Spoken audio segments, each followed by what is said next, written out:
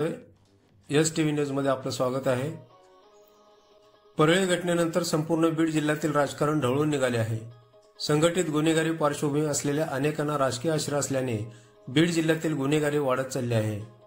त्याला आळा घालून सर्वसामान्य जनतेला सुखी ठेवायचे असेल तर बीड जिल्ह्याचे पालकत्व मुख्यमंत्री देवेंद्र फडणवीस, माजी मुख्यमंत्री एकनाथ शिंदे किंवा उपमुख्यमंत्री अजितदादा पवार यांनी स्वीकारावं अशी मागणी बीड जिल्ह्यातील आमदार सुरेश धस यांच्यासह 4 आमदारांनी मुख्यमंत्र्यांकडे केली होती।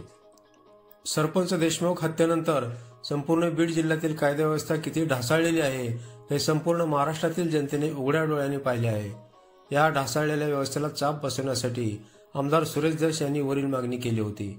त्यांच्या या मागणीला मुख्यमंत्री देवेंद्र फडणवीस यांनी हिरवा कंदील देत काल बीड जिल्ह्याचे पालकमंत्री म्हणून अजितदादा पवार यांची नियुक्ती जाहीर केली। अजितदादाच्या नियुक्तीमुळे आमदार सुरेश धस यांच्यासह अन्य 4 आमदारांनी मुख्यमंत्र्यांचे अभिनंदन केले आहे। अजितदादांनी पालकत्व घेतलेल्या बीड जिल्ह्यात अनेक आव्हाने असून त्या सर्वांवर मात करून अजितदादांना सर्वसामान्य जनतेत विश्वास संपादन करावा लागणार आहे। अतिशय आनंदाची बाब झालेली आहे की बीड जिल्ह्याचे पालकमंत्री हे अजितदादा पवार साहेब झालेले आहेत।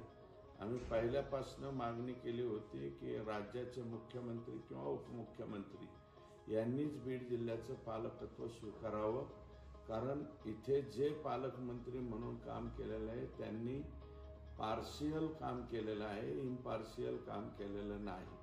आणि आता आम्हाला खात्री आहे अजितदादांना बीड जिल्हा संपूर्ण माहिती आहे, संपूर्ण राज्य माहिती आहे आणि बीड जिल्ह्यातल्या अगदी जिल्हा परिषद, पंचायत समिती आणि तळागाळातील सगळ्या लोकांची त्यांना माहिती असल्यामुळं ते अतिशय योग्य काम करू शकतील।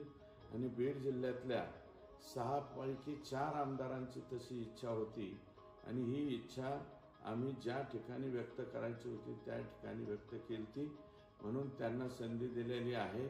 आम्हाला अतिशय आनंद झालेला आहे आणि म्हणून राज्याचे मुख्यमंत्री देवेंद्रजी फडणवीस साहेब, माजी उपमुख्यमंत्री एकनाथजी शिंदे साहेब आणि आम्हाला जे पालकमंत्री दिले ते आदरणीय अजितदादा पवार साहेब यांचं मनापासून अभिनंदन करतो आणि बीड जिल्ह्याच्या वतीने त्यांना शुभेच्छा देतो।